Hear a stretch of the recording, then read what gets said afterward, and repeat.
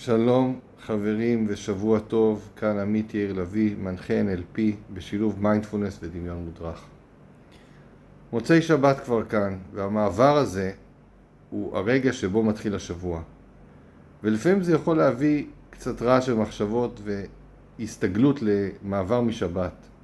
אבל הרגע לפני שהמרוץ הזה מתחיל, רציתי לשאול אתכם, מה אתם יכולים לקחת מהשבת הזו להמשך השבוע?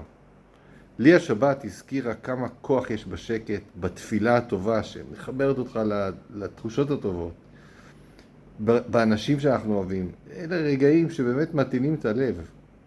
החוכמה היא לא להשאיר את התחושות האלו מאחור, אלא להשתמש בהם לעוגן לימים הקרובים.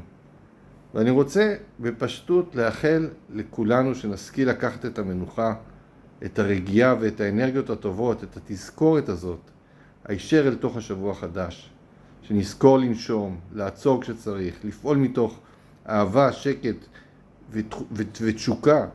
שיהיה לכם שבוע נהדר, מלא בשמחה, באנרגיות חיוביות, בבריאות ושפע, פרנסה. שבוע טוב לכולם.